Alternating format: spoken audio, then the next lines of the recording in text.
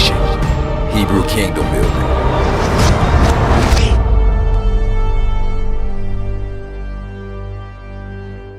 The chapter 22. So in chapter 21, there's a lot of statutes and judgments on there. We talked about it last year.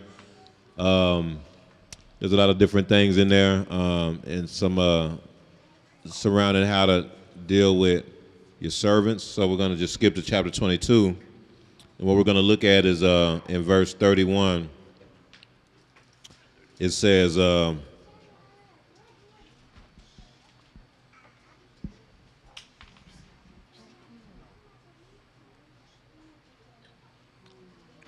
ahead and read that as I can. Exodus 22, verse 31. Verse 31, you shall be holy men to me. You shall not eat meat torn by beasts in the field. You shall throw it to the dogs. All right, so I talked about this yesterday when we was going through Ezekiel. But we're going to talk a little bit about this today because I didn't even realize this was in the Torah portion. It's crazy. It's actually in the Torah portion. And you shall be Kodesh men to me. How shall you be Kodesh? You shall not eat meat torn by beasts in the field. You shall throw it to the dogs, right? So that means you should not eat any meat that was killed. So that word meat, somebody give me what that word meat is. Go ahead, Nathaniel. Oh, it's not. So you shall be holy men, and you shall not eat meat that's torn by beasts in the field. You shall throw it to the dogs. So the word meat is basar.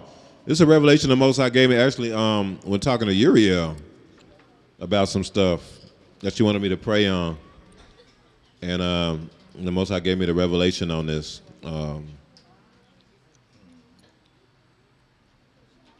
Uriel. Nah, it's okay. Never mind. But that word meat is basar. So this is why that's significant, okay? So, oh man, it says touchscreen. Ain't no touchscreen. That word meat is basar, H1320. So the word for the gospel or the thub news is the same thing. It's basor. It's just pronounced differently, but it's basor. H1320. So the word for meat or flesh is basar, H1319. The word for the gospel or the good news is really what it means. It's really good thub news. Gospel is a word they kind of inserted in there, and it actually means some other things, but I'm just saying gospel so y'all know what I'm talking about. But when you're reading in the Brit Hadashah about the gospel of Yahusha, when you're reading about the thub news, all those things, it's the word basor in Hebrew. It's the same word for flesh.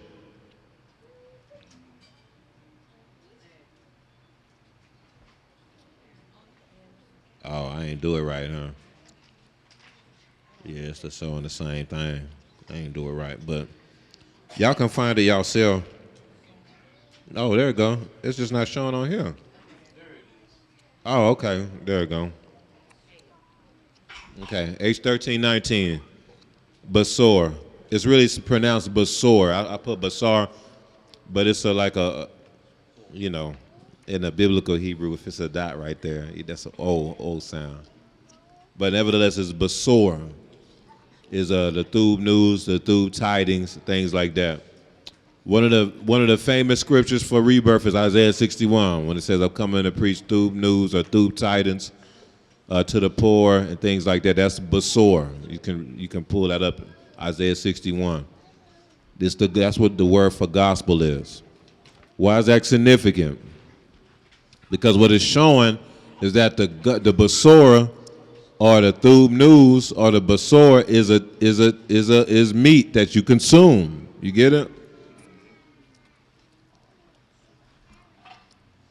Y'all got that?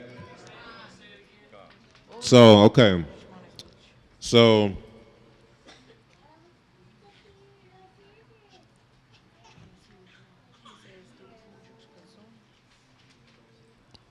All right. In the Torah portion in Shemot 22, it says, and you shall be Kodesh men to me. Kodesh. So you shall not eat meat. That word is basar. Meat, basar. You shall not eat meat torn by beasts in the field. You shall throw it to the dogs. That word basar is the same word for gospel or the good news. So that's, man, this thing is moving slow. I guess my Wi-Fi ain't through. I might need to hook this mug up to the cord. All right. The word basar is a word that was saying you should not eat that, right? When it's torn by beasts. That's the same word for the Besorah. Besorah. Good news or good tidings, the gospel. You get what I'm saying? So what this is showing is that the gospel is meat that you consume. The Besorah is food. You get what I'm saying? Y'all following that? Yes, sir. Okay. So that's really important because that's the foundation of where I'm going.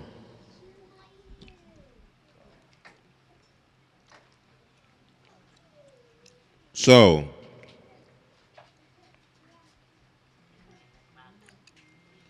Zakin, everybody, go to Matthew chapter 7.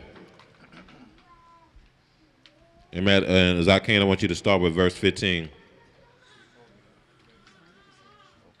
Matthew chapter 7.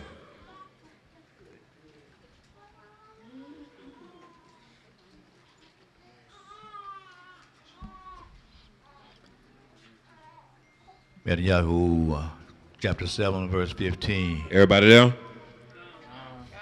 Is there anybody that's not there? Okay, we're going to hold on.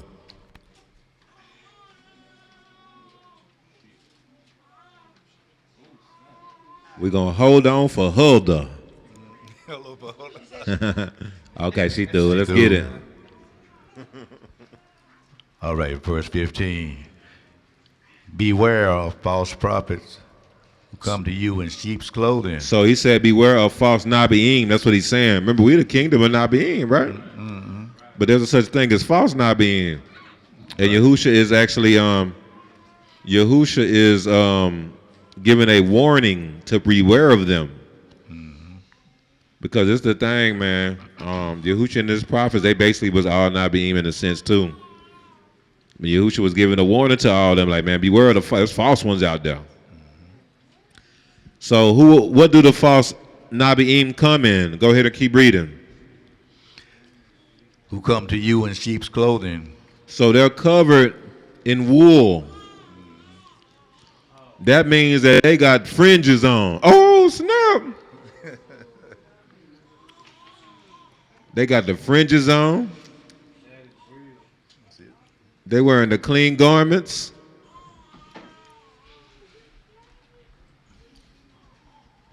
They even say shalom. Oh, snap. They even wear a whole mitri on their head.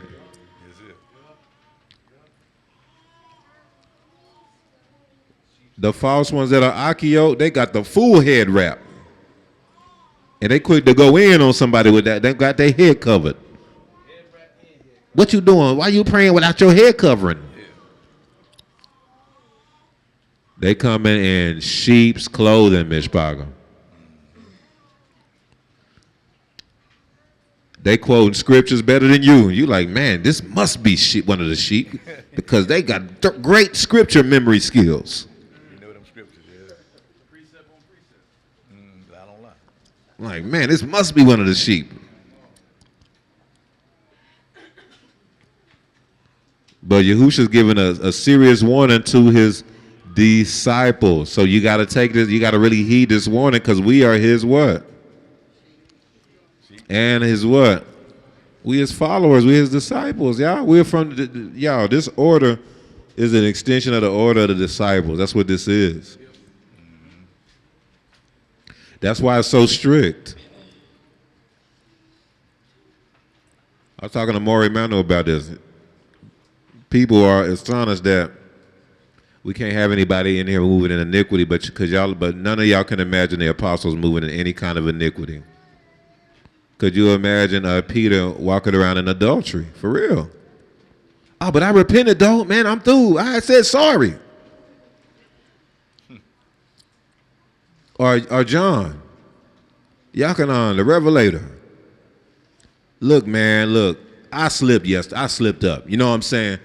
I repented. I said sorry. You know what I'm saying? Like, what's the big deal? You know, I asked for forgiveness.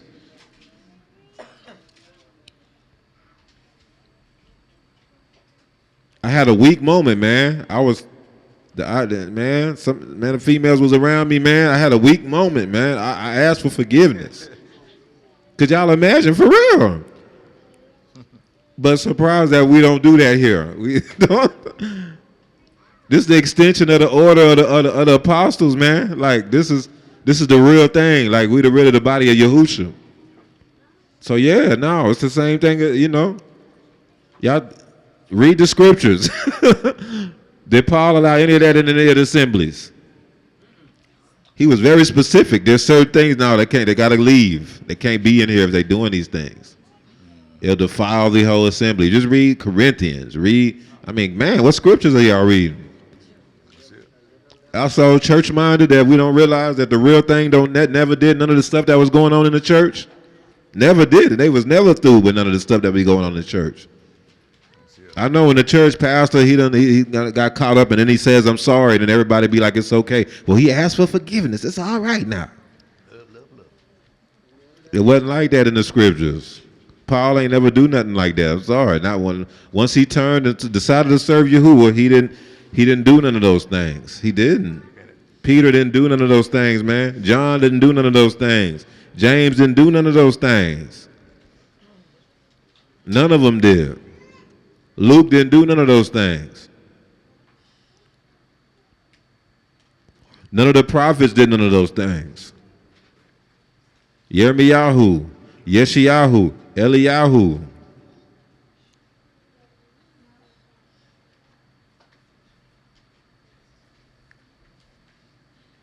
So why do you think it's okay for us to do them things? That's because your mind is still in Babylon and in the church. That's the only place where that stuff was going on at. It wasn't going on in the scriptures like that.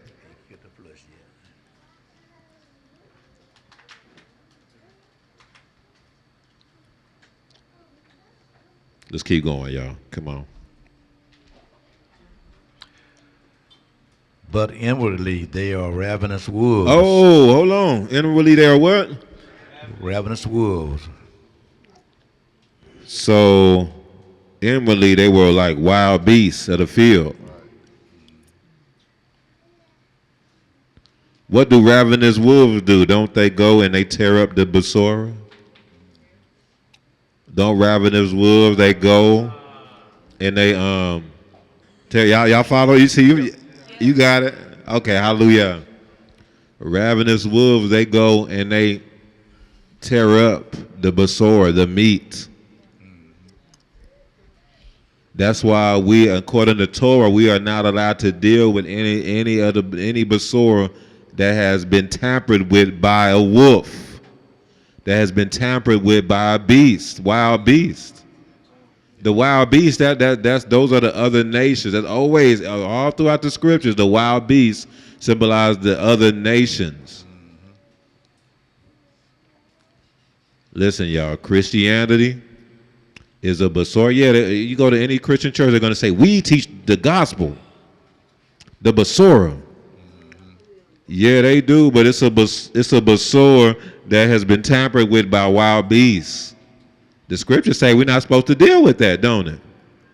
Y'all get it? Y'all see what I'm saying? When you read the Torah, it's giving you a deeper meaning. It's telling you something without telling you. Right. You're not supposed to tamper with nothing that's been torn and tampered with by wild beasts. So this is the thing when you're dealing with a Besorah or meat that has been torn by beasts, it's been tampered with, it's defiled, it has pieces taken out of it, things taken out of it, things added to it that shouldn't be there.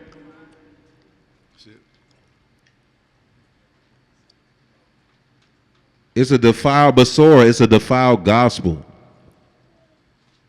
It has some truth in there, and it's mixed with some other stuff that ain't true, that ain't through.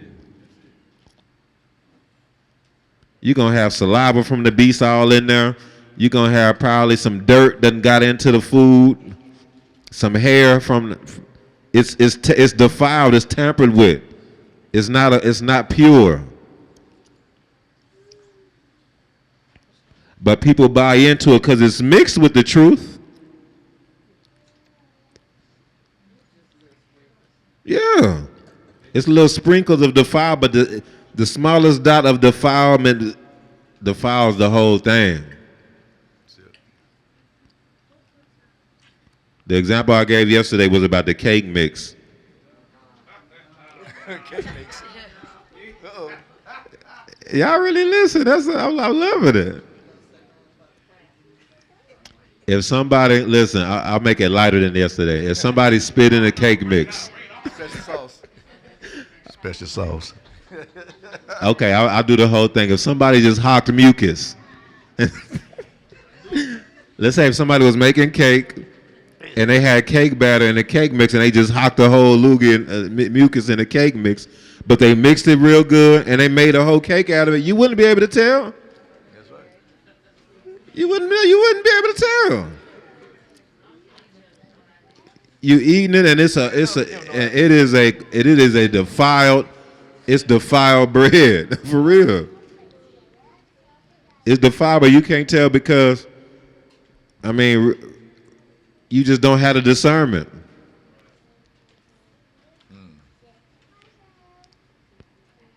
I done got to the point, for example, where I can discern when I'm eating bread that's store-bought and bread that's actually really fresh and don't have all them chemicals in it that you get from the store-bought stuff. My palate is trained to where now I can tell. You know what I'm saying? My palate is trained to where most people can't tell. It's hard to tell. Most people can't tell. You eat some Nature's Own from the gas station or from the Walmart. It has 1,000 different chemicals in it, versus getting maybe some organic bread that just has wheat and oil and flour or whatever in it. That's it. Nothing else. That's it. And most people will eat both and they can't tell the difference. But then there's a certain people who have a certain level of a heightened level of discernment where they can eat the difference. They can eat and they can tell the difference between the defiled bread and the through bread. You know what I'm saying?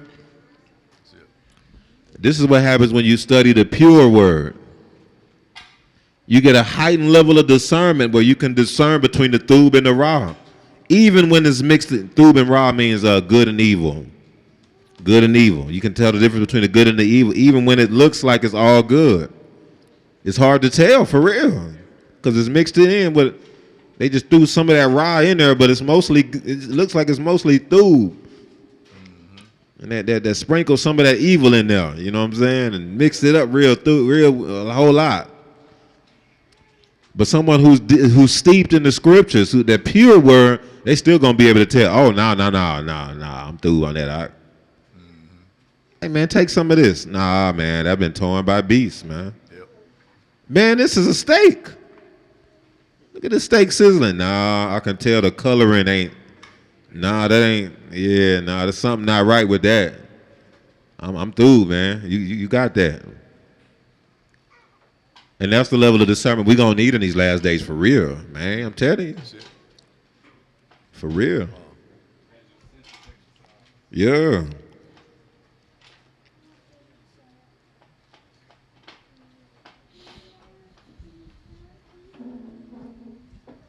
Christianity is a defiled meat. Yahusha said that beware of false prophets, because they are wolves. They'll go and they'll take the Besorah and they will tear it up, y'all. They will tear it up and come and bring into you a defiled Besorah. That's how you know they're a wolf, man. That's how you know they're a wolf.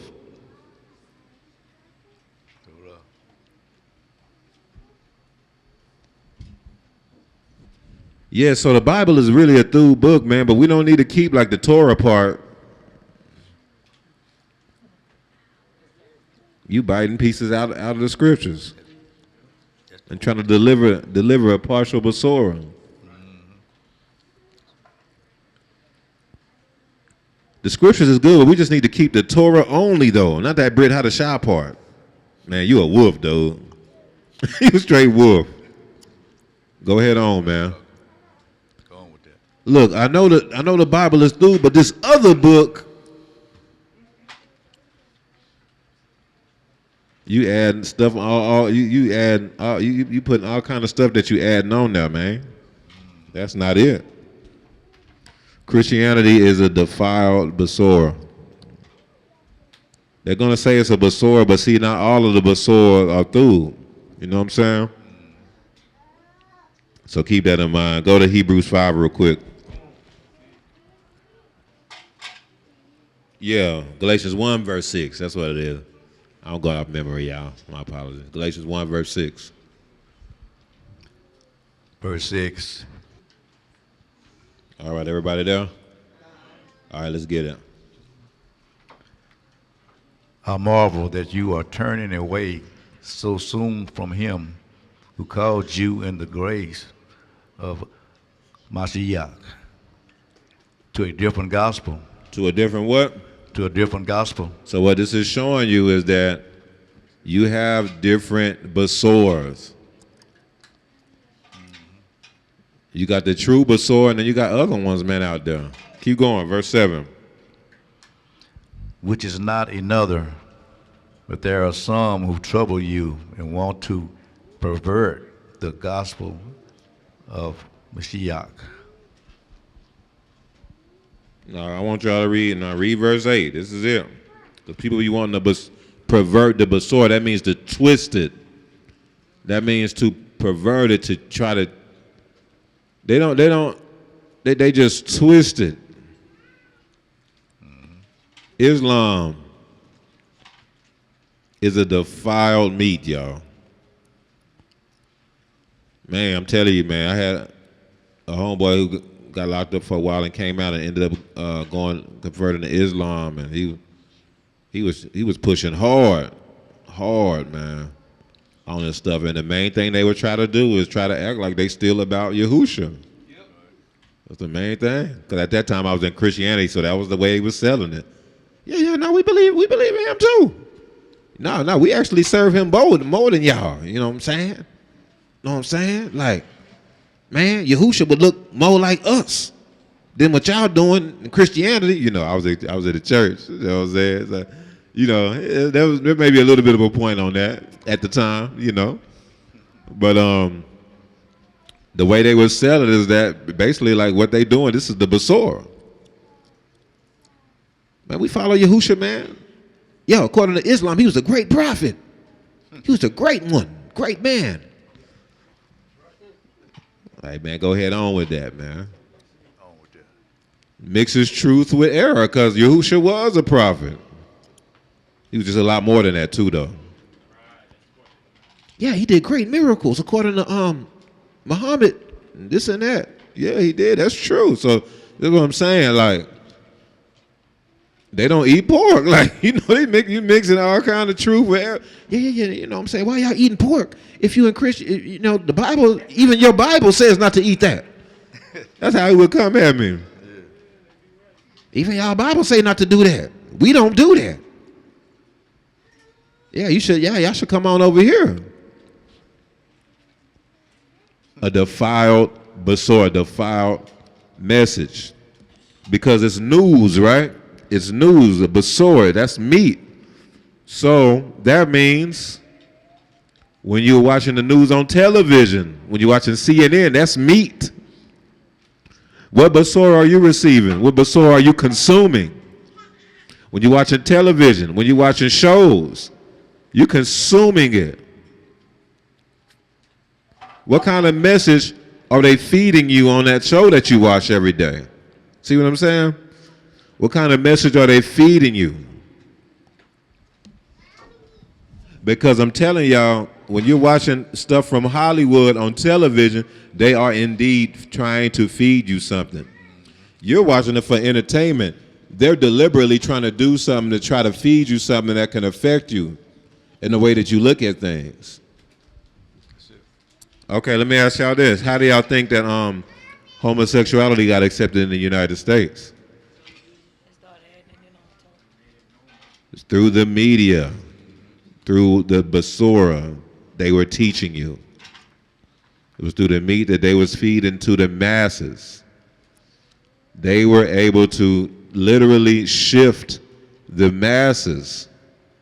All they had to do is desensitize people to homosexuality. What they do, make your favorite shows and have some gay people in there doing some gay stuff on the shows.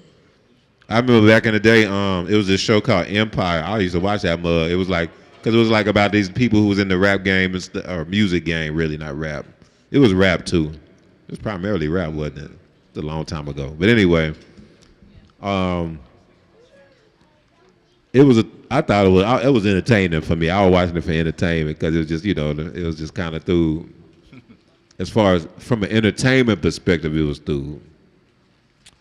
And yeah, they inserted all kind of like gay stuff in there. It was no reason for them to put that in there. It's like, why are they doing this? What does that got to do with anything? They had gay people doing gay stuff on the show. See, I was old enough to where I remember where that was not like that was not on television. It just wasn't. It was always gay people there all the time, but it wasn't. They didn't try to push it on the media like that. It just didn't happen. You might have some every now and then stuff, but no, we talking every main show, especially if it's a popular show that's doing well. It's gonna be some sort of gay people on there doing some gay scenes every time now. That's right. They knew what they was doing and it worked. So, you gave it about a decade. Now everybody, it's just not a big deal. Man, that's just their preference. It's just the way to go now. That's how they were able to switch the masses as far as shift the masses as far as their position on that. So what is that? If they can shift your whole paradigm on something through media, what is that? Man, that's a Besorah. Yeah. Man, that's a whole, man, look, that's brainwashing.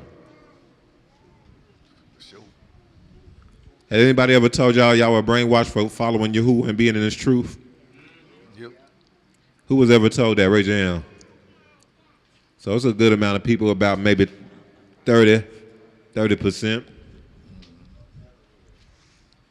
Let me tell y'all something. Most of the people who, if someone is saying you're brainwashed for serving Yahuwah, I almost guarantee they're saying that because they're brainwashed by Babylon. I'm telling you. Right. Other way around. The only reason why someone would say that is because they fully brainwashed by Babylon from watching too much TV and stuff. You think that I'm brainwashed from serving Yahuwah, but you think it's through for John and John to be rolling. And you wasn't through but that just 20 years ago. So who's the brainwashed one? Why are you through with it now? You don't even know why. That's brainwashing. I can tell you why I'm serving Yahuwah. I can tell you the time when it's shifted. You can't tell me when you shifted. That's brainwashing. You see what I'm saying? That's it.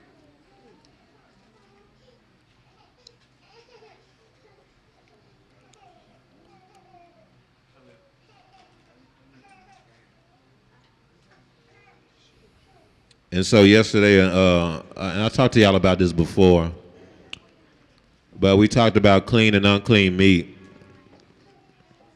And so we're not going to go there, but just to bring it out there. So clean and unclean meat. So when you're watching defiled television, that's like eating unclean meat. You see what I'm saying? When you're watching stuff when you're taking in a defiled Besorah, that's like eating unclean meat.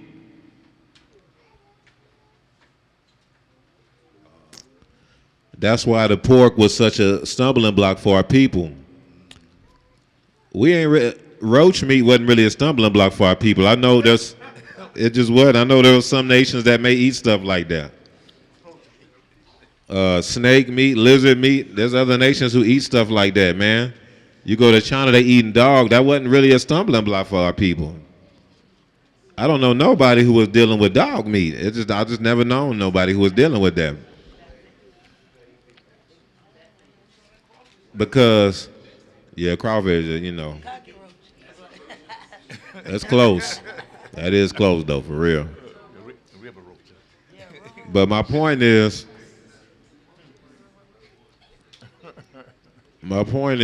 still, crawfish ain't nowhere near on the level as pork as far as it's been a stumbling block for our people.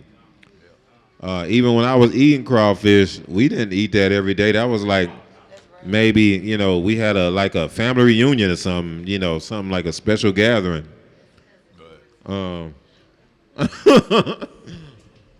But pork was something that was a daily thing, you know, not every day, but mostly it was all the time. Yeah, bacon. Yeah, that's true. That was every. Yeah. Yeah. The reason why pork was a stumbling block is because, according to the Torah, it has to chew the meat. I mean, it has to split the hooves and chew the cud for it to be clean. Pork, actually, pigs split the hooves. They just don't chew the cud, so it's a truth mixed with error with that. Mm-hmm. That's Christianity. Y'all get what I'm saying? That's it. That's why that one was a stumbling block. Now, somebody come with some lizard meat, one of them, you know, Chinese people or something. I should say Chinese. But other nations be coming with like this. That ain't nobody eating that. Like, a dude who tear up pork chops. They see one of them dudes from the other nations come with that lizard meat. They go, oh, no, bro, nah, you got that. You got that. But pig meat, man, I'm telling you, man, when them Chinese people come with that dog, man, look here, I don't know nobody who's going to be with that. Look, man, this is big for our culture, man. Hey, that's for y'all then. Y'all got that. You be eating literally pork every day, but you ain't touching no dog.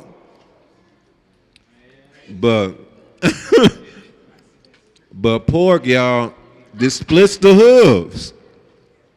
They literally have cloven hooves.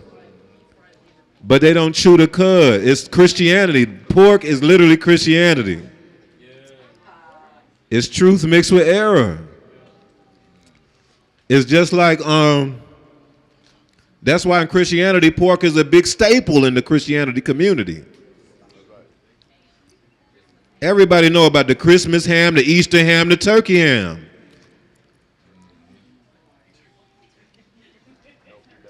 I mean, the Thanksgiving ham. You got it, though. See, he got me, though. What Christian in Easter ain't eating the ham? For real. What Christian on Easter don't get a big old pink slab, that pink meat? That's how nasty, yeah. But them good old ham cutlets.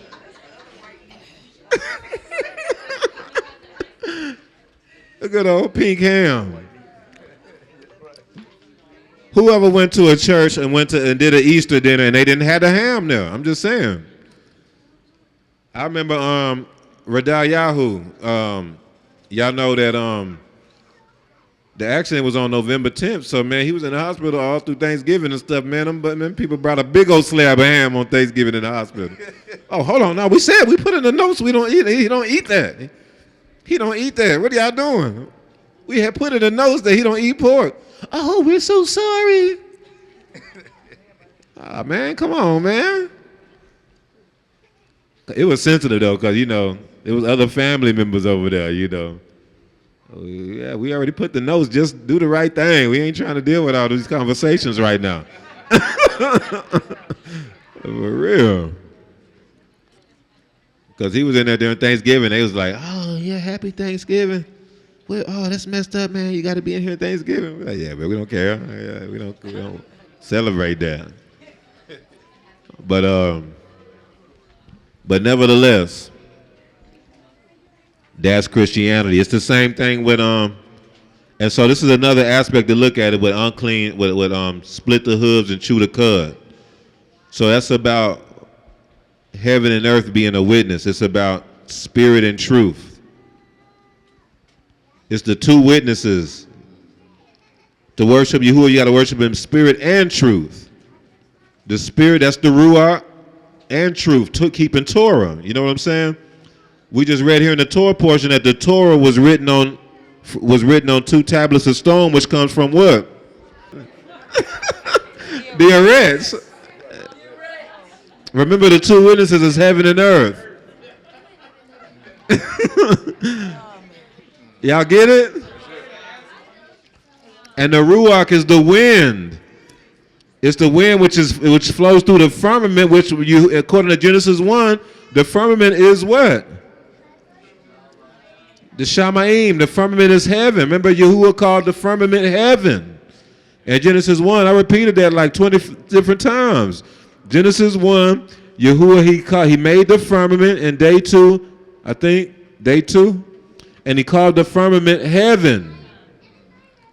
So heaven and earth is a witness. You got the Ruach, heaven, and then earth. The truth is earth. Heaven and earth, Ruach and truth, heaven and earth, Ruach and truth. Okay, so keep that in mind, right? All right, so the Ruach goes where? In your belly. Remember we talked about that? How Yahuwah, he promised that according to the prophets, Yirmiyahu and Yekesquel, that he was going to put his Ruach in you. And that he was going to put his Torah in your heart and his law in your inward parts. Okay, he said, I'm going to put my Ruach, Ezekiel 36, I'll put my Ruach in you. I'll put my Ruach in your belly, in your inward parts. So your belly is not just where your food goes, where the Besorah goes, but according to the scriptures, your belly is also where the Ruach goes, right? That's why Ruachs, unclean Ruachs, unclean food, unclean Ruachs try to be where? In your belly. That's why when you see deliverance happen, a lot of times when the Ruach comes out, it causes the person to throw up because the Ruach was literally in their belly, the unclean Ruach. See, that's why deliverance is important, because the unclean Ruach, why is it in the belly? It's trying to get in the way of the Ruach HaKodesh, man.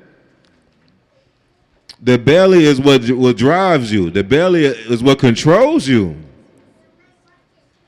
That's the seat of your emotions, the seat of your desires. That's when people talk about the nefesh, it's the flesh, but the driver of your nefesh is your belly.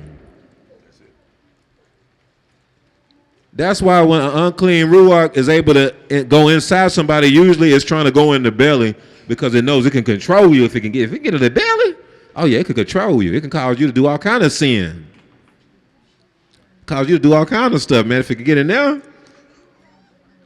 that's the place where the Ruach HaKodesh is supposed to go. You get what I'm saying? So imagine if the Ruach HaKodesh is there. It's going to cause you to do righteousness. It's going to cause you to walk in his ways. It's going to cause you to move on a level of righteousness that most people didn't even think is possible to attain. Most people think it's impossible to not fornicate, for real. Not most people, a lot of people. They believe it's impossible to not fornicate. They believe it's impossible to not masturbate, to not get in sexual sin. They believe it's impossible, for real.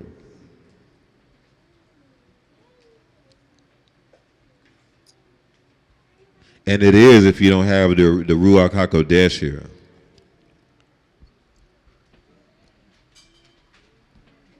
All right, so let's keep this in mind. Split the hooves and chew the cud. So that means so if it's a clean meat, they chew the cud. So that means that's surrounding around what you're chewing and put it in your belly. That's the Ruach. And then they have to have split hooves. And the hooves is what the animal literally walks on or leans on. That's the part of the body that's on what? Okay, y'all get it. Y'all see now? Split the hooves and chew the cud, right? Y'all get it? heaven and earth, the Ruach and truth. Remember, the scriptures always talks about having your feet shod with the preparation of the Besorah. Your feet shod with the truth, with the preparation of the Besorah of Shalom. That's a part of the armor. And it's interesting because the Most High showed armor today. So what about scales and fins? Because that's the two witnesses for the water animals. Oh, come on. Feet shod with the preparation of the Besorah. I'm giving y'all a hint. The armor of Alua. So what are the scales? Is the armor, right? And then what are the fins? Come on. Anybody went fishing and got finned? Yeah. No, you had it. Yeah. Yeah. So for a fish, they had to for the fish they had to have scales and fins. You can't according to Torah, you can't eat a fish that don't have scales, that don't have the armor. You know why? This is just going from a scientific perspective. If you eat a fish that don't have scales, they literally absorb all the impurities and all the stuff that's in the ocean because they don't have scales. Or in the lakes, which could be worse a lot of times.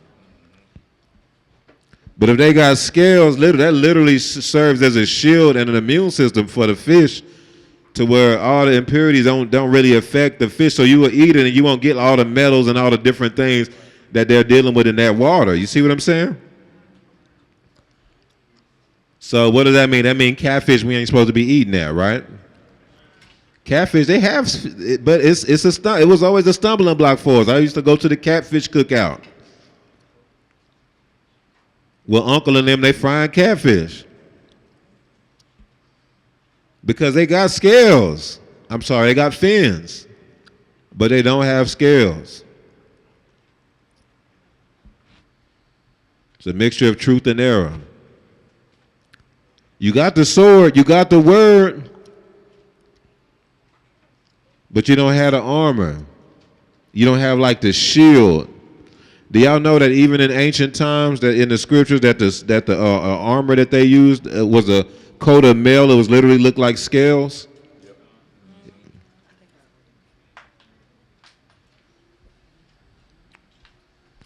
When even in Hebraically, the word for scales in the scriptures is based off of the armor that the soldiers put on their bodies before they go out to war. It's interesting because Saul had gave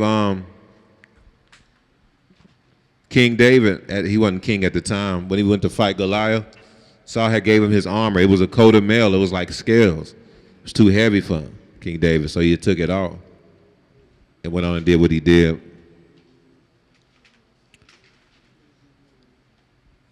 But we never thought about that, huh? Even the Torah surrounding clean and unclean meat in the Leviticus 11 is about receiving a teaching. It's about receiving a pure doctrine, a pure bread, pure meat that has all the elements in it that's needed for it to be through. Go to Matthew 16. Man. We gonna wrap it up here.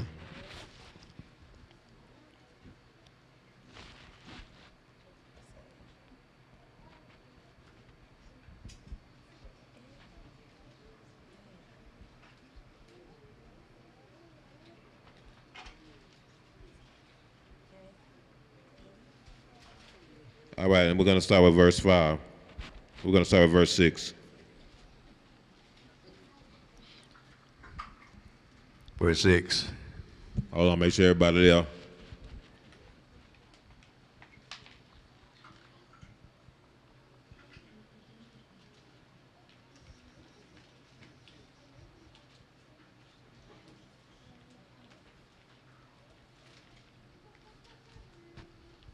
All right, y'all, we through. Matthew chapter 16. Who's not there? All right, man. Hopefully y'all not fibbing on the Shabbat. All right, let's keep going.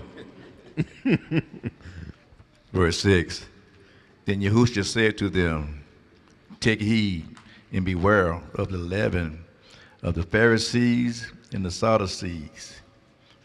And they reasoned among themselves, saying, it is because we have taken no bread. But Yahushua, being aware of it, said to them, O you of little faith, why do you reason among yourselves, because you have brought no bread? Verse 9, do you not yet understand or remember the 5 loaves and the 5,000, and how many baskets you took up? Nor the 7 loaves of the 4,000, and how many large baskets you took up? Verse 11, how is it you do not understand that I did not speak to you concerning bread, but to beware of the leaven of the Pharisees and the Sadducees? Then they understood that he did not tell them to beware of the leaven of bread, but of the doctrine of the Pharisees and the Sadducees. But of the what? The doctrine. So what Yahushua was telling them was beware of the food of the Pharisees, the leaven. Chametz is about their bread. He's like, beware of that. The Pharisees didn't know what he was talking about, and then basically what the scriptures are showing here is that he was talking about a doctrine. He was showing that this food, this bread, this leavened bread was a doctrine. It was a teaching. Y'all, this is important because this is we've been talking about this, about a war with words. We just lost somebody who literally we got a casualty from this war with words. Someone we just lost. We've been trying to tell y'all. We've been trying to tell y'all. What are y'all taking in? What are y'all consuming? It's food. It goes in you. All right, this is another part of the Torah portion of Exodus 21.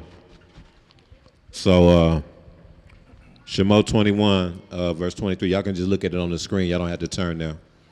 But y'all pay attention to the screen. We're wrapping it up. Y'all hold on for a little bit more. It says in verse 23, but if any harm follows, then you shall give life for life, eye for eye, tooth for tooth, hand for hand, foot for foot, burn for burn, and what?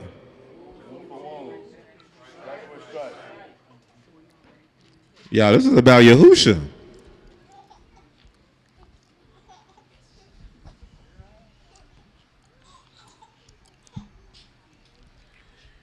This is the hand for hand. That's the yod. Now the yod also can mean arm, but if you look at the Hebrew word for hand, it's literally yod or yod. It's the same thing, it's just pronounced differently. That's the hand for hand. Life for life, that's the hay. The breath of life. Tooth for tooth, what's the tooth? Y'all getting it? Nathaniel got it. Yeah, tooth for tooth, eye for eye, what's that? Yeah. Yeah, that's Yahushua in there, man. And then foot for foot, I believe, would be the uah, just because it's about being planted in the ground. It's about being planted. But nevertheless, the point is that Yahushua is in there. It's about, that's about salvation. Eye for eye, tooth for tooth, hand for hand, foot for foot. That's about Yahushua coming and avenging his people and saving his people. When he's coming for vengeance, he's coming eye for eye, tooth for tooth, hand for hand, foot for foot, bruise for bruise, etc., etc. Burn for burn. So burn for burn, wound for wound, stripe for stripe. That's like a different category. You see what I'm saying? So you do those with these things. So you can burn, you can use your hands to do that. You can use you know what I'm saying, to wound, you can use your hands to do that. You know, you can, to stripe, you know, you use a rod, you use your hand, you know. But that's a different category, verse 25. But the body parts, man, that's all in Yahushua. It's all in his name.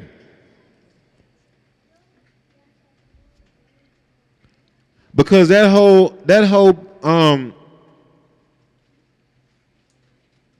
concept is about salvation. When he's judging Babylon, he's doing it this way. Think about it, y'all. Remember when he judged Mitzrayim? Why do you think he killed all the firstborn? Y'all don't remember when Pharaoh went and killed all the children of Israel, the babies, all the sons? Yeah, eye for an eye. Yeah. Yes. Y'all ever heard of the scripture where it talks about he who kills with the sword dies by the, what is it? He who goes into goes into captivity shall be in the captivity. That's eye for an eye, two for two. Yeah. Man, you was to be praised. I'm telling you, man, the Most High is amazing. And then we get into about let's go back to Shemot 21. Give me verse 28. Zakin, Exodus 21, verse 28. I'm going to skim through this because I see y'all, man. Y'all about out of there. I'm wrapping it up, though. Is everybody there? Okay, verse 28. If an ox gores a man or a woman to death, then the ox shall surely be stoned, and his flesh shall not be eaten, but the owner of the ox shall be acquitted. 29. But if the ox tended to trust with its horn in times past, and it has been made known. We can keep it there. We stay there. So the ox, so I didn't put it in here. We talked about this last year, but the Hebrew word for ox is shur. That's a sheen. I forgot to put it in here. Uah resh. So you can imagine the sheen, the uah secures, and then the resh. So it's really about the rosh, like a head pulling a head attached to a plow and to the sheen. You get what I'm saying? Can y'all picture that? The rosh. Notice the sheen, uah, and the rosh, the resh. Sure, that's the Hebrew word for ox. Okay, so basically, oxes don't do that. They don't gore people. They just don't. They're castrated. They don't do that. You don't got to worry about. Usually, that's very. You just don't have to worry about that with an ox. Your ox, you put the yoke on him and he gonna tread the grain. He ain't finna do that. The only thing that does stuff like that is the bulls. You know what I'm saying? And so what's happening here, this is a very interesting Torah precept, because what this is showing is an ox that somehow got beside himself and started acting like a bull.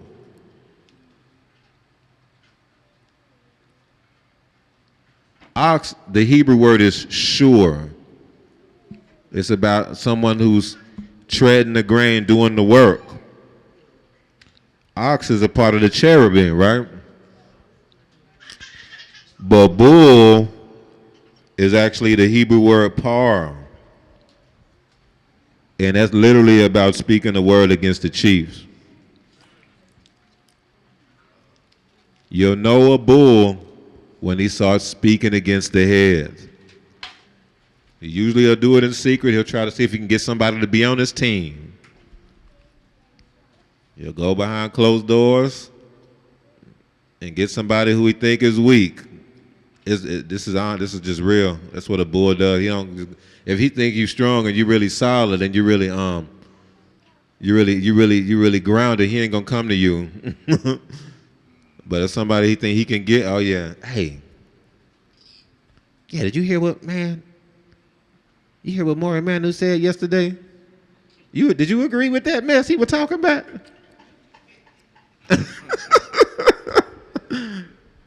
If somebody ever come to you like that, you got to ask yourself why he came to you like that.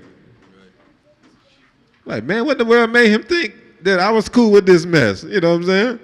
I need to reevaluate how I'm moving for him to even come at me with this. You got to, it's just, I'm just saying it's a way to self-introspect. Because I'm telling you, they only come to people who they think they can can turn. If they think you strong, they think you grounded, they usually not going to come, they're not going to do that. They're not going to come to you. But nevertheless, a bull is someone who speaks against their heads. That's how you know when you got a bull in your midst. The root word for bull is H6499. I guess it's parar. Parar. I still put par. But I don't know, I think it's parar. But nevertheless, the point is it means to break. It means to really, and really that word break in this context is usually about voiding something, like breaking a covenant. Things like that. Like when the Most High talks about breaking the covenant and stuff, that's parar. That's about cursing your mother and your father, just speaking against the two heads. That's in the Torah portion. Do not curse your mother and father. Because remember, the Ema is a head too. That's a strong leader. Aleph Mem. The Ema and the Ab are strong leaders in the house. So you speaking to this about speaking against the mother and father. That's parar. That's where bull comes from. The word for bull comes from. So again, this whole Torah portion, at least the part surrounding the laws, is all about surrounding the word. It's all about receiving the word. It's all about not being able to receive a word and different things like that. Y'all get what I'm saying? When it talks about not boiling a goat in the mother's milk, that's about a word for real. That's about not tearing somebody up surrounding the Torah. You got some people that are Torah terrorists, we used to call them.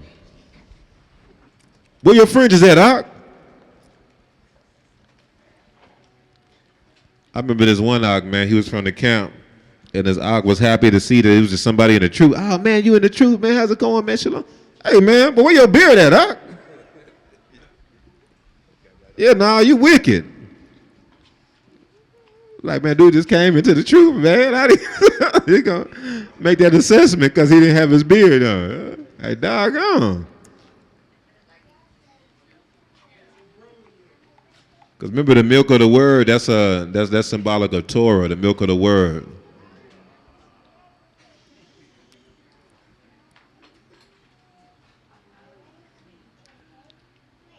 And so we're going to end it in this part right here, but we're going to talk about real quick. So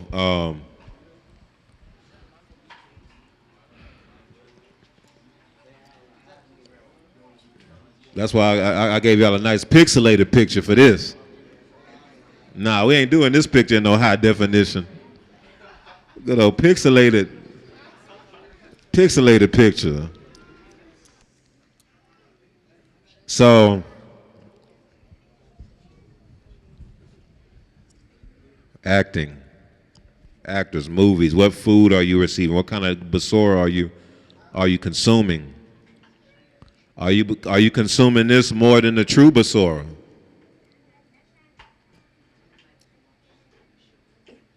What are you consuming? You consuming unclean? Are you consuming unclean meat, man? Because the Besorah is meat. That's flesh.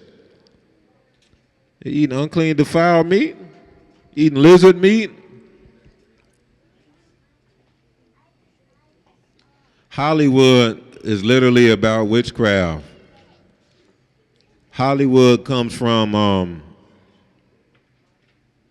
so in witchcraft and like Wiccan type of beliefs. So witches used to use wood it comes from the Druids, the ancient Europeans, the Druids, a holly tree. and they would take from the wood from a holly tree. That's what they would make their magic wands with, that they would do spells with, quote unquote magic wands. It would be made from the Hollywood. That's where Hollywood come from. Now hold on, let's think about this. What did Moshe use in order to do all the signs and wonders that Yahuwah had him to do? He had a staff that was made out of wood too, though, right? That's my point. And he would stretch out his rod. The witches would call it a wand. Split the sea, turn the sea to the blood. So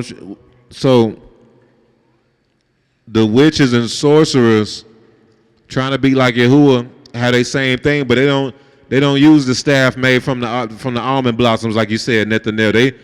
They got their own. They just trying to be like Yahuwah. They doing their thing. They got their wand from the Hollywood.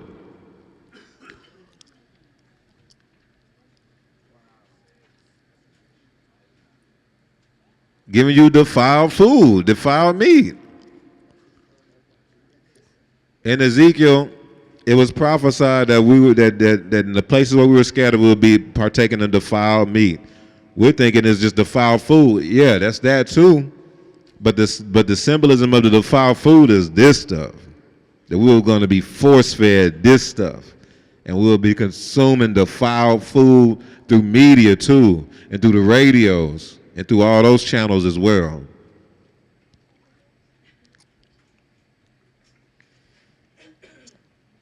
Yeah, we rode through Hollywood. It was the whole city is defiled. It was dirt and gook and muck. Well, I didn't offend your flag, offended Iviyasha. Man, that place was so dirty, man. And you know what they had on there? We wanted to see it. We just wanted to see it, and we was not we was just not impressed. The Walk of Fame with the stars. Ain't we supposed to be the stars? This the children of Yasharel supposed to be the stars. So why they trying to say they the stars? Y'all see how they trying to be like Yahuwah? And so they try to do all the same things that's actually Yasharel supposed to be doing. So this is the thing. Let me show y'all this real quick. We wrapping it up. This is the last part. Known to most men, or unknown to most men, are they in fact possessed? Is it possible that these actors and actresses are possessed by demonic spirits who have a specific agenda to fulfill? Oscar award-winning actor Denzel Washington told 60 Minutes exactly how he brings forth his best performances.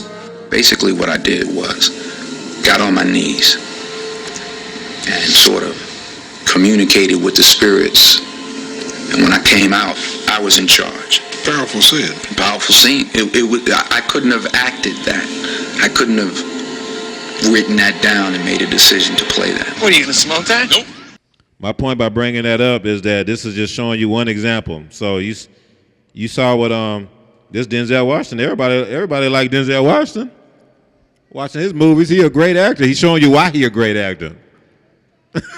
He said, I couldn't have acted that out. That's what he said. I couldn't just do that. They empty themselves to channel spirits so that they can do these things. They're in covenant with another allure. They're dealing with other stuff. And so that's why they're able to act and do those things. It's not just him. I just threw him out there. But Oprah said the same thing. I know a lot of people like Taraji P. Henson. She's been recently in the last couple of years been all on YouTube saying the same thing. Oh yeah, I have to channel these spirits and this and that, and then I can do this and I can act and I can go in this role. She was saying that there's certain roles I just can't do because she was like, man, it can mess with you. It could drive you crazy because you got to channel these certain spirits to really do that role, and sometimes it's hard to get out of the role. Once you get into that role, it's hard sometimes to get out of it because you channel these certain ruachs to inhabit you so you can really play the role well. This is another thing. Okay, let me do this. So go to Ezekiel 4.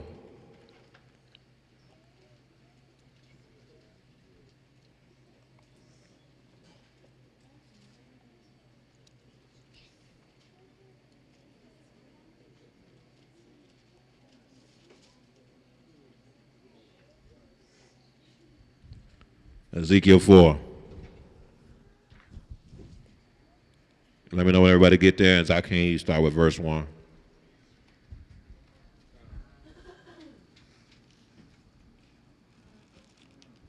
Man, y'all quick. That's through.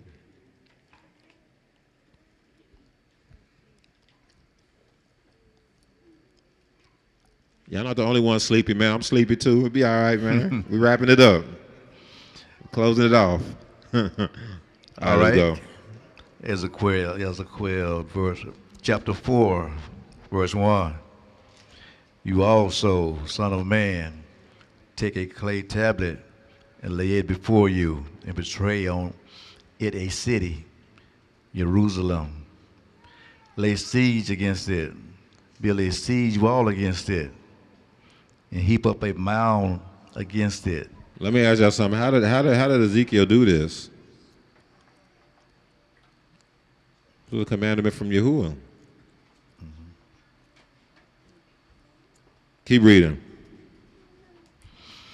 And heap up a mound against it, set camps against it also, and place battering rams against it all around. Keep going. Moreover, How did Ezekiel do this?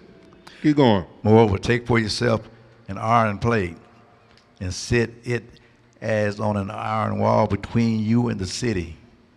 Set your face against it, and it shall be besieged, and you shall lay siege against it.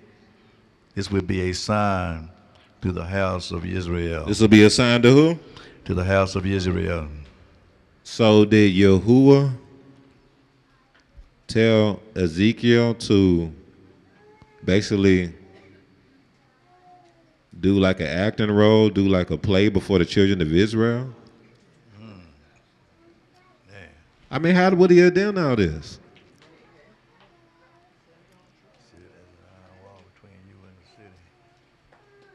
Y'all listen here. Listen, y'all. Acting was something that the Most High had set apart for his prophets to do. It wasn't just Ezekiel. He also had Ezekiel lay down before the people for a certain amount of time on the left side and lay down on the right side. He had him do different things against the model he made of Jerusalem on a clay tablet to act out different things that was going to happen to Jerusalem. I bet Ezekiel was a great actor. Because you know why? Because Yahuwah had put his ruach in him, so that he probably did it like excellently.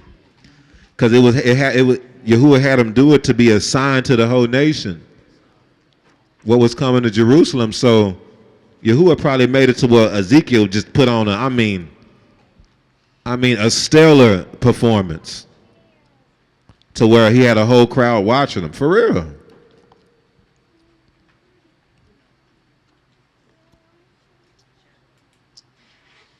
See, the real actors was the prophets. It wasn't just Ezekiel. If you read Yahuwah had him doing all kind of stuff like that.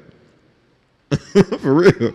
The Nabiim, Yahuwah had him doing all kind of stuff like that. He had Yirmiyahu, he had Yeshayahu, he had him walk naked.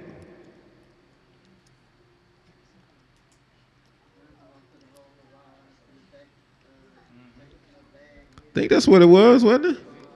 Oh, that's Ezekiel. Yahuwah had them set apart as actors. They was actors.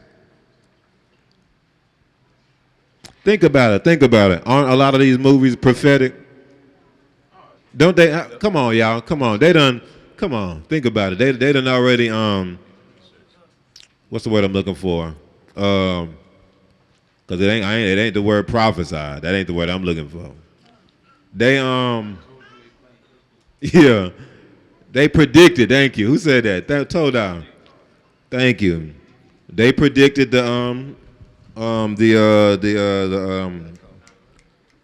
they predicted the pandemic. That was predicted in multiple movies before it happened. The pandemic? They had this one movie, Contagion. They came out of like 2011 or something, didn't it? I mean, it was showing how everybody was going to raid the grocery stores, everything that happened during the pandemic.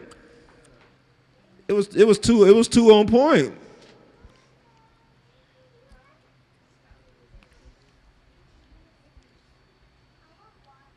If you start looking at a lot of the stuff that's been happening, you can look back at old movies and see that there was some movie out there that had predicted it already some years back.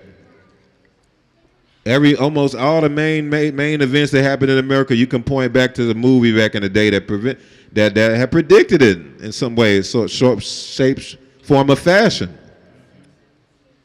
Everybody talks about how the Simpsons will be predicting all this stuff. For real. Do y'all know that in witchcraft it's a big thing that they one thing that's big in witchcraft, y'all can and Maleki Husha talked about this too. This is a big thing in witchcraft and sorcery, is that they find some way to tell you what they're going to do before they do it. That's important to them. That's important in witchcraft, that they find some way to tell you what they're going to do before they do it. But it's always in code or something like that. Why do they do that? They're getting that from Yahuwah. Yahuwah said he doesn't do anything unless he reveals it to his prophets. So why are these actors channeling these ruachs to do these roles? Because they're trying to move as prophets, Mishpaka. They're the prophets of witchcraft and of the dark side, y'all. Now, they're not prophets, but they're the prophets of that realm, of that side. That's what witches, warlocks, sorcerers, they move as like the prophets of the dark side. Most of the main actors, musicians, they are all witches and sorcerers. I know we hate to hear that because some of them we like them, but you got to call a spade a spade. If you talking about you channeling spirits to do what you need to do, if you always on weed, on pills, and on all these things, look, so we already established that smoking weed is sorcery, right?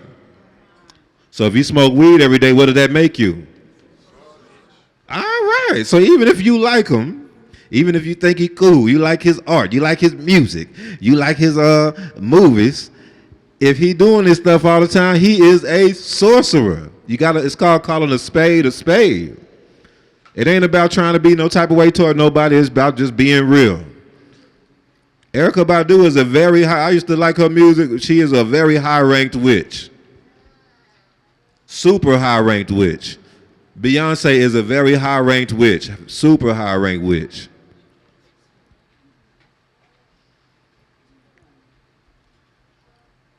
The people, I'm sorry, that we consume their stuff, they are witches and sorcerers.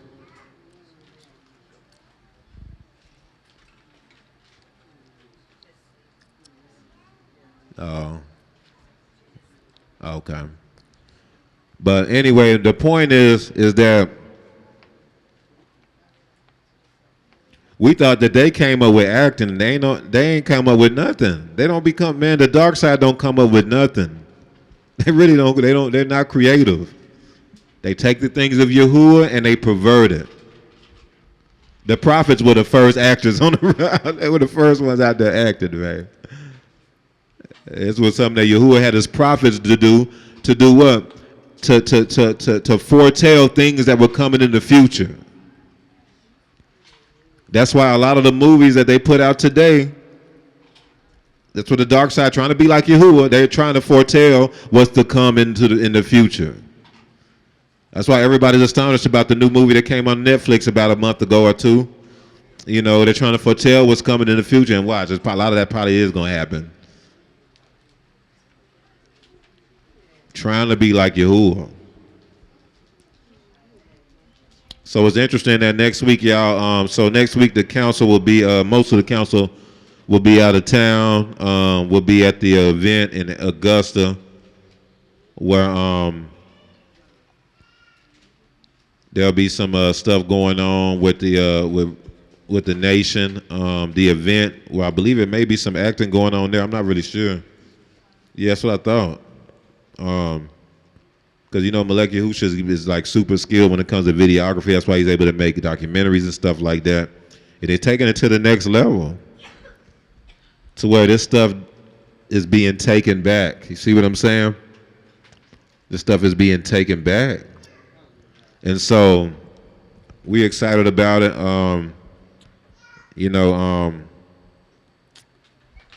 We'll definitely let y'all know how everything go and keep y'all in the loop. But Shabbat will be here. Shimshon and Yahya will be holding it down for that Shabbat. It'll be the Shabbat of the 17th, and we also will be out on the Shabbat of the 24th, whatever that next Shabbat is. And it's because of the leadership meeting that we have every year will be that week as well. So we just going a little earlier to go to the event, but the leadership meeting would be started on the 20th, and then that's going on all the way through the 25th. So we plan to be back here Yom Rishon the 25th, relatively early. But so next Shabbat, y'all be ready. Y'all definitely be through for y'all and Shimshon. And be ready to go in for the Most High. And y'all just let me know if there's any thoughts, questions, or anything like that. But this is just some perspectives I wanted to bring out, so we can kind of look at things as the Most High is revealing it, because these are things He's just unveiling and revealing and just showing these secret things, man. More and more. So all praise to the Most High. Hallelujah.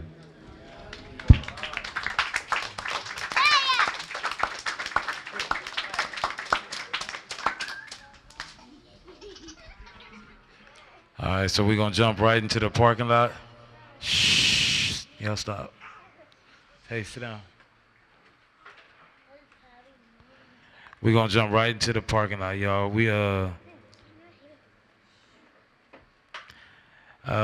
Let's see. We got Amma. Yeah, okay, that's what Amma, yeah. She put the 2 words for basar in the chat. Yeah, they wound up coming up on there too, though. Ima Oria said, eating meat torn by beast. The word ranted with truth and lies. Oh, tainted. The word tainted with truth and lies. That's it. That is it, Ima. Radayahu said, the word basar also relates to what you were saying about there being a famine of the word. Yeah. We're not talking about to be a member or nothing like that, but flowing to the 7 assemblies to receive bread, to receive the word. You know what I'm saying? Yeah. Zuri, take that. Pass that back there. Don't be taking pictures on her phone of yourself. Don't take pictures of yourself on the phone.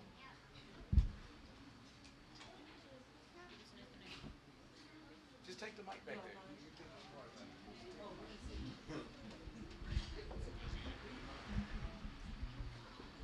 Another thing I want to say is, since there's a famine of the word, it's gonna be really easy, and it's gonna be really easy for people to go and find the torn up basar, and there's gonna be a lot of people going and finding the torn up basar, which is why there's such a small multitude of people actually consuming the pure basar.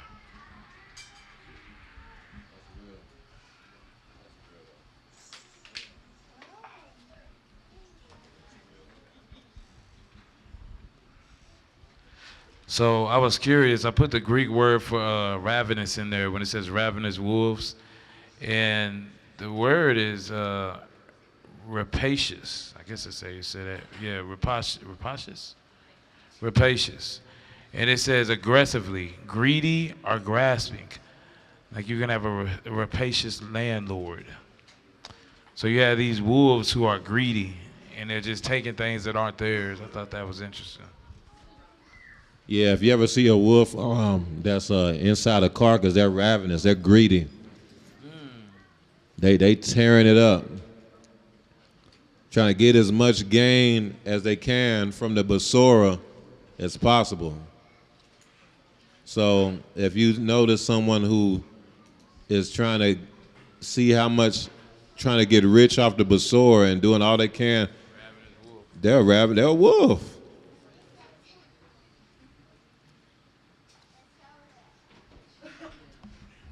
There are people who go in to try to bring out the Besorah that's literally for personal gain. That's probably a wolf. David, come here.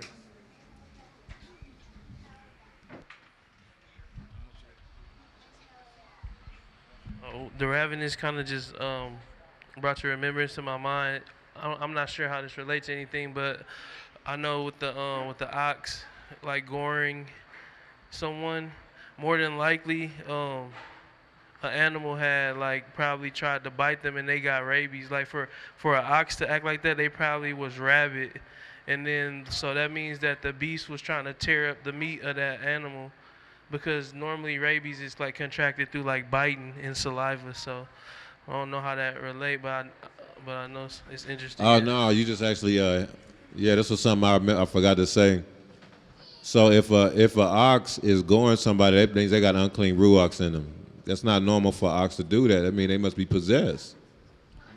You see what I'm saying? So that's what, like rabies or something like that, you know what I'm saying? It's like someone being filled with unclean ruachs. They're moving totally outside of what they normally would have done. It's not them anymore. If you got an ox that's goring people, that is not them no more. That ox got taken over by something.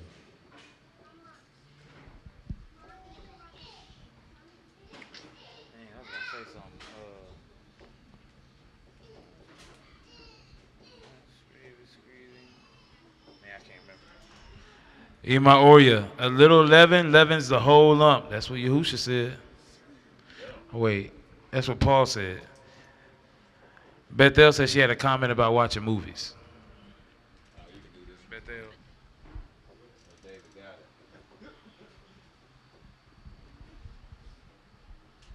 I had to put a B so I don't forget. So has anybody ever watched a B movie? Yeah, B movie, like the animated movie, B movie. Okay, so that's sorry, that's Shamar's favorite movie because it's so bright, the lights and stuff. He just liked to see the colors. So I don't know. One day, I don't know if I was watching it or if it was dropping my ruach. So this is the plot of the movie. The movie is about this bee who you know, he graduated from school and then it was time for him to get a job. So when he went in line to go get his job, the people was telling him that he have to work for the rest of his life. Like, you know, because that's what bees do. They just work.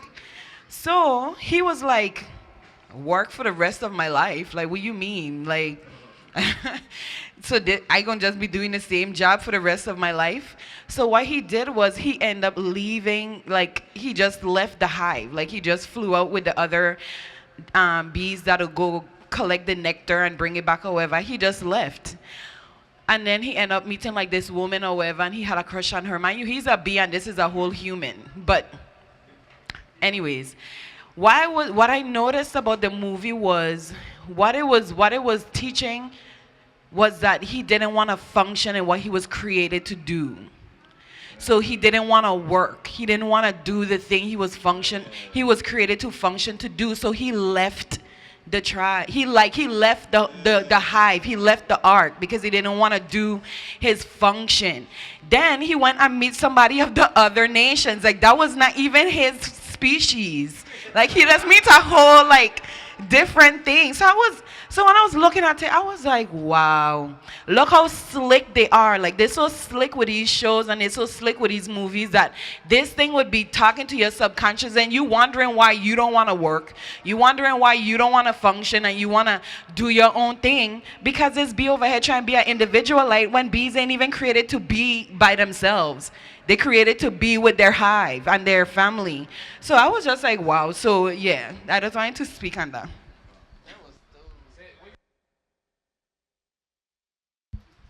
They weren't created to be by themselves.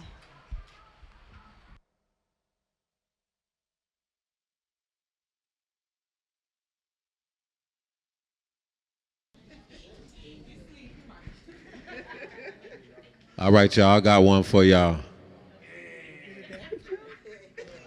Okay, so so the person who worships idols, what's his favorite store? Y'all don't say it, sons. What's the favorite store he go to? The person who worships idols.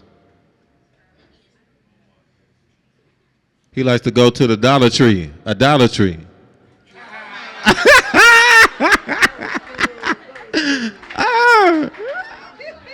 A Dollar Tree, y'all get it? It's the right time to tell it. I'm telling you, we can get all the dad jokes in right now. Everybody's sleepy, so we can get it in.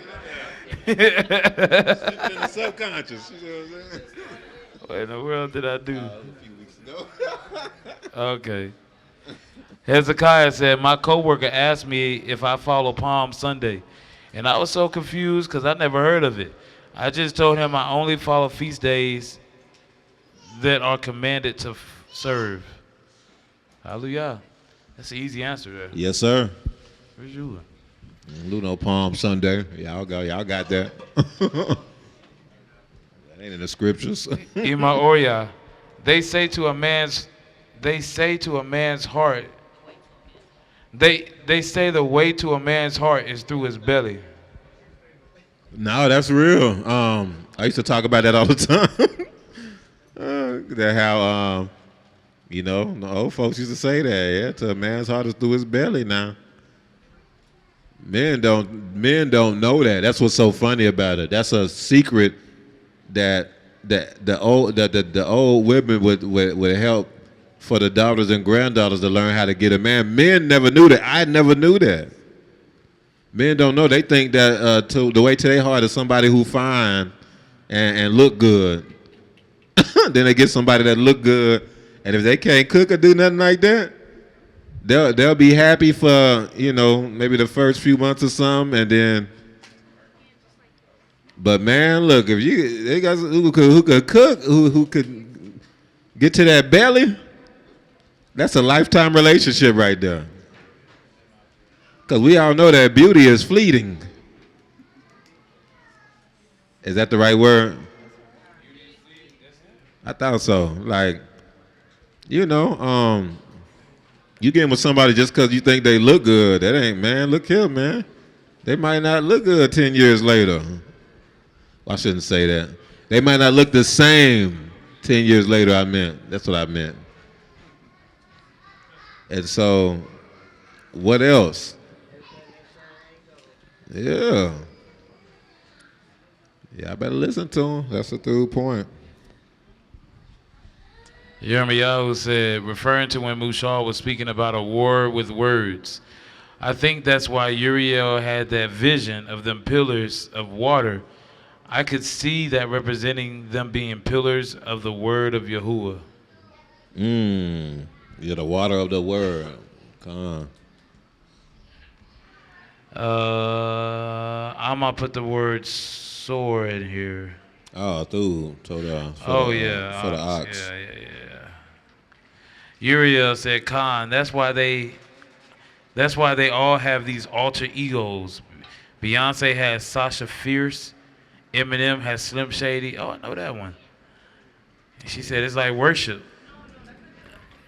Oh, that's a different one. Nah, that's a through point. I know what you're saying. Cause worship is acting. Y'all don't be thinking about that. Y'all think about today. Think about today, for example. So, Maury had saw water doing like this.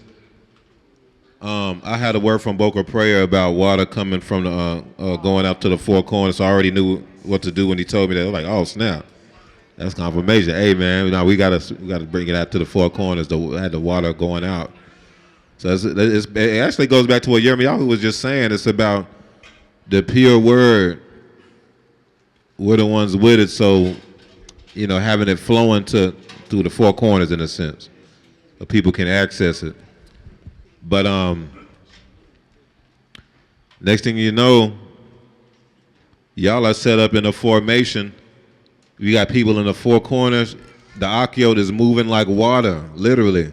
There's one in the middle, one of the Achiot in the middle, while y'all are circling. And man, that's acting. And you're moving in MU now by the Ruach, that the water is going out to the four corners. You know what I'm saying? Declarations is going and doing arrows, and you moving in MU now. You acting it out. That those arrows are going out and hitting its mark. You see what I'm saying? That's why a lot of times what they'll do in movies, they'll do musicals. They'll do musicals. We went to watch Color Purple for a date night one time. The recent one that just came out, it was a musical. They was just doing throughout the movie. Told her about appreciate it. Throughout the movie, they just doing songs and stuff, acting out the what they was doing. They was acting out the movie through song and dance. Like, y'all got to see how the nations, they do all this stuff to try to be like us. They wasn't the first ones, dude. They didn't come up with that. Hallelujah.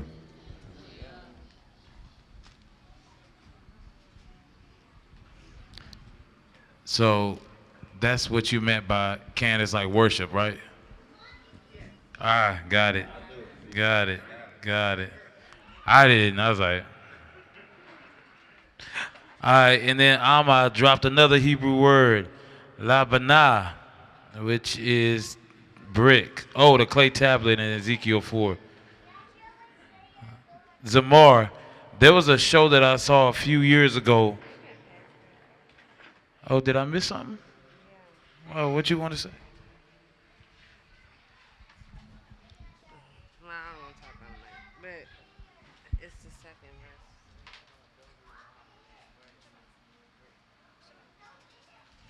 verse. Okay, so in Ezekiel 1, when they're talking about building the wall, that word there means brick.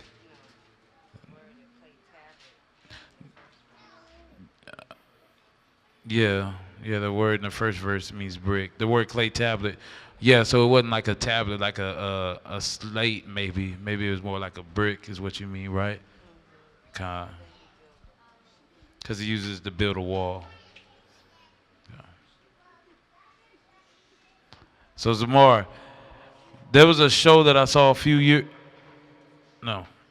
There was a show that I saw a few years ago, and the main characters met some strange people that ate human meat, but the main characters didn't have discernment to tell the difference and ate it. I got it. That's what I was gonna say.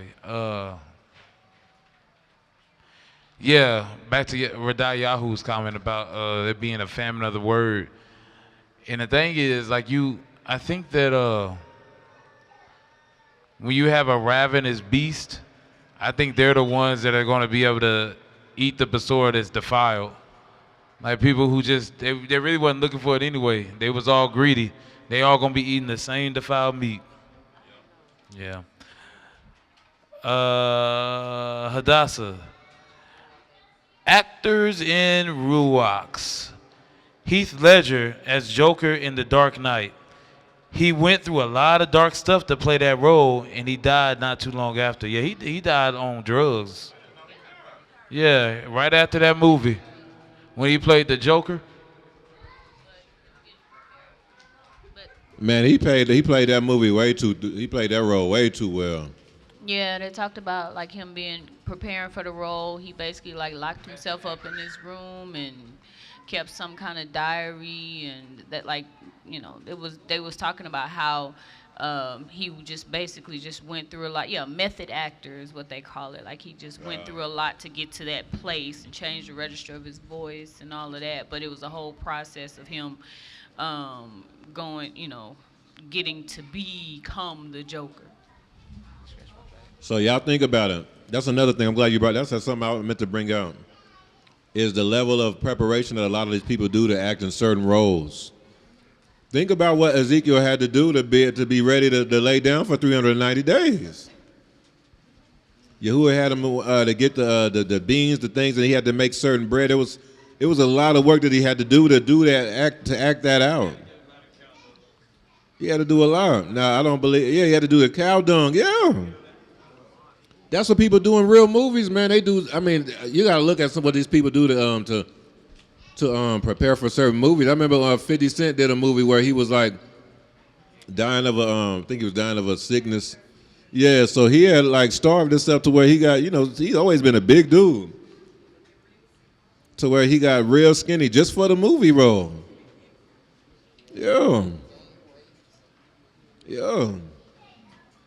And so you can imagine what Ezekiel had to do to prepare to do the Most High's will, to do that mode, the 390 days or whatever, sitting on one side and 40 days on the other side or something like that.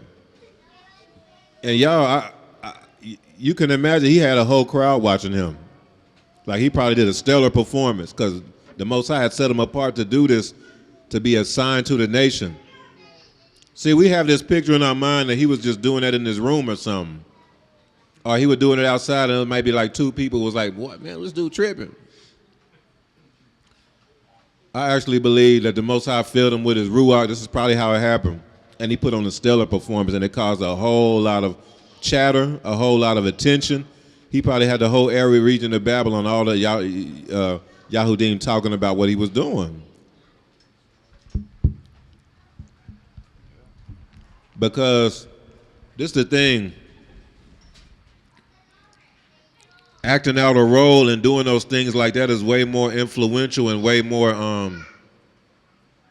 convincing than just saying it.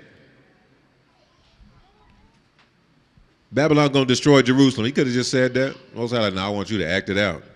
I want you to siege and build Jerusalem on the K tablet. I want you to siege against it. I want you to do this, do that. Put a metal plate in between me, you, and the city,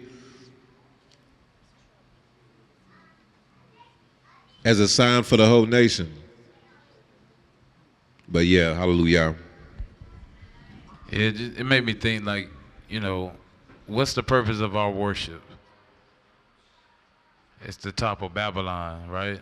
And then it's like, man, well, what's the purpose of theirs? And just go back to what you were saying earlier. I didn't recognize that connection though. That's just amazing. All right, I guess he went to eat.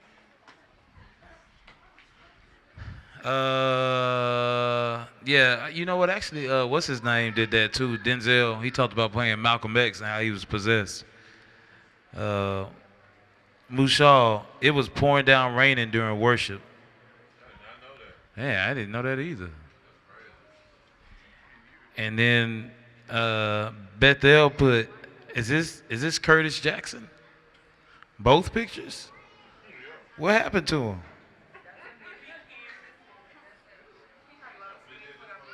What movie? What movie? Did he have like a, so, did he have like a real role or was he just like that'd be disappointing. It was a real role?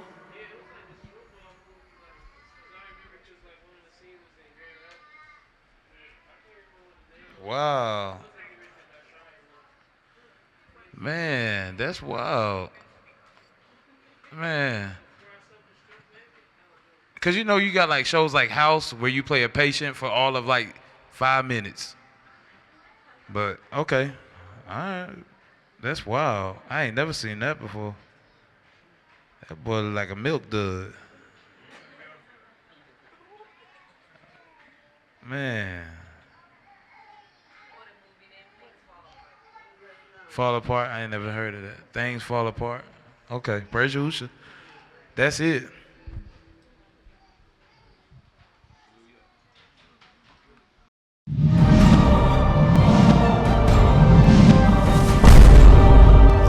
of a nation. Hebrew kingdom building.